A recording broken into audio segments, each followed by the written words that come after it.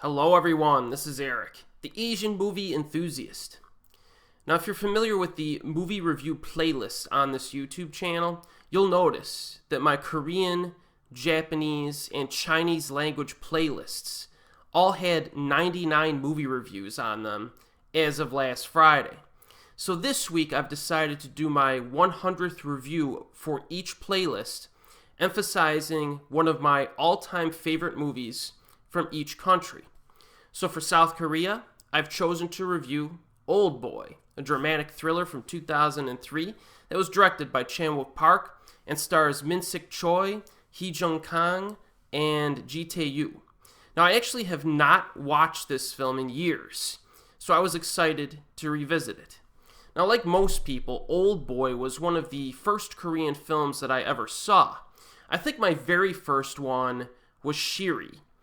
So Oldboy was probably the second, from what I remember. I knew nothing about this movie when I originally saw it. I was at my local Blockbuster Video, just kind of walking around, perusing the aisles, and the DVD case for Oldboy, looked kind of cool. I read the back, the plot sounded kind of interesting, so I decided to watch it. So after being kidnapped and imprisoned for 15 years, Oh Dae-su is unexpectedly released by his mysterious captor, who issues a challenge. The bad guy wants our protagonist to find him in 5 days, so he can explain why he imprisoned him for 15 years. So our protagonist then follows a trail of clues to figure out who's behind the scheme and to take vengeance upon them. Now, Oldboy has to be one of the most difficult Korean movies to review nowadays. It's probably the most popular Korean film of all time on an international level, and even people who have little to no interest in Korean cinema have probably seen this movie, or at the very least have heard about it. It has over 900 user reviews on IMDb and over 140 critic reviews on Rotten Tomatoes. So, what else is there really to say about it that hasn't already been said? But I was thinking, on the other hand, this YouTube channel focuses quite a bit on Korean movies, and it would be weird to avoid it completely. And of course, there is the possibility that I just don't like the movie at all, right? So I had to address that at some point. So here are some random thoughts I have about this flick. Now, when I watched this movie again recently, one thing I noticed is that Oldboy really does not waste much time. The pacing in this film is really good. Our protagonist is imprisoned within the opening 5 minutes of the film, and he's released from prison within the opening 16 minutes, and then it goes from there. Now, I've mentioned this before, but the best movies, in my opinion, are the ones that engage me for every minute of their runtime. I don't care what type of movie it is. It does not happen that often, actually, but when it does, it's pretty special. So Oldboy accomplishes this feat because every scene in this film has a purpose, either in terms of driving the story forward or developing the characters. There's not a whole lot of dull filler here that you have to sit through, despite the fact that it's close to 2 full hours, or about 2 full hours. Another thing that stands out is the soundtrack, which is phenomenal. The soundtrack of this film is great. There's some orchestral songs mixed in. There's some rhythmic beats thrown in there. I still have it on CD. I bought the CD ages ago, and I still have that. And I do listen to it on occasion. It's very distinctive, and it kind of perfectly captures the mood of each scene. It's really good. Love the music in this flick. My next point is something that I've mentioned, I think, once or twice in the past, but Chan-wook Park was one of the first directors who convinced me that sex can be used in advantageous ways when making a film, in meaningful ways. Before I started watching international movies, or Asian movies specifically, most of the films I saw incorporated sex in gratuitous, meaningless ways. American slasher films or B-grade erotic thrillers, that type of stuff. Now, Oldboy is one of the first films I can remember watching where sex was used in an interesting way. And this film taught me that to kind of look for meaning behind sex scenes in films sometimes, depending on the film, of course, instead of just simply assuming that it's being used as a cheap tactic by the filmmaker to keep us awake, or is like fan service, you know what I mean, like a slasher film. This was one of the most important takeaways I actually had while watching Oldboy for the first time back in the day. Now, this movie has some very memorable moments to it. Obviously, no spoilers here, but there's certain scenes in this film that I'll never forget.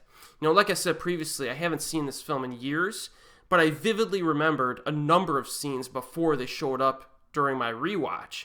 You know, there's the big montage scene near the beginning in the prison apartment, I guess you could call it, that spans multiple years while he's like working out, and it incorporates real life events into it. It's an awesome scene. I really like that one. There's that fantastic one versus many hallway fight scene, and Min-sik Choi can really sell a punch. He did a good job in that scene. And if you notice, you know, if you watch a lot of martial arts films, you'll notice that a lot of times, if you want to take the easy way out in a fight scene, you'll film it from the back. So you'll have the characters stand like I'm standing towards you right now, and there'll be another character here facing me, and when I throw my punch, I could be off by a foot, and because of the camera positioning, it'll look like I hit the guy. It's easier to film a scene that way. It's harder to film a scene from the side, because your punches need to get really close to the guy in order for the viewer to think that you hit him. And this hallway fight scene in Oldboy is filmed entirely from the side, in a single take, and it was impressive. In the director commentary on the DVD I have, he mentioned that it took them 17 takes to get that fight scene down. So that's of course a big scene. I liked some of the bizarre visuals. There's some references to ants in this movie that I liked quite a bit. And then there's memorable lines of dialogue in the film as well. So there's a lot of like very memorable aspects to this, and you remember those scenes and moments for a long time after the film ends. Now, the Tartan Asia Extreme DVD release that I have has an interesting commentary from Chan-wook Park and the cinematographer, which I mentioned previously here. Now, they discuss the details of how each scene was shot, as well as their lighting schemes. Now, you'll notice in this film they use a lot of green hues and purple and amber hues in them. They contrast one another quite well when you use them together in the same scene. They mentioned that they chose green because green reminded them of rusting iron, which is kind of representative of our main character. He's basically just been rusting away in that prison for so long. I found that to be pretty interesting. So if you have the Tartan Asia Extreme DVD and you haven't listened to the commentary, it's pretty interesting stuff.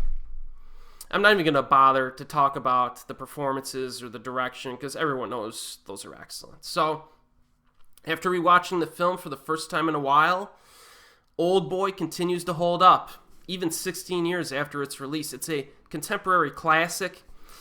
It's a must-watch for everyone. It doesn't even matter if you're interested in Korean film or not. It's available on physical media and streaming, at least in the United States. This is actually, of course, the second installment, I believe, in Chan-wook Park's Vengeance trilogy, with Sympathy for Mr. Vengeance being first, Sympathy for Lady Vengeance being last. And you can watch them in any order because they're not connected by story, they're just connected by theme, you know. So, hey, check these movies out if you haven't already. And as always, I'll see you next time.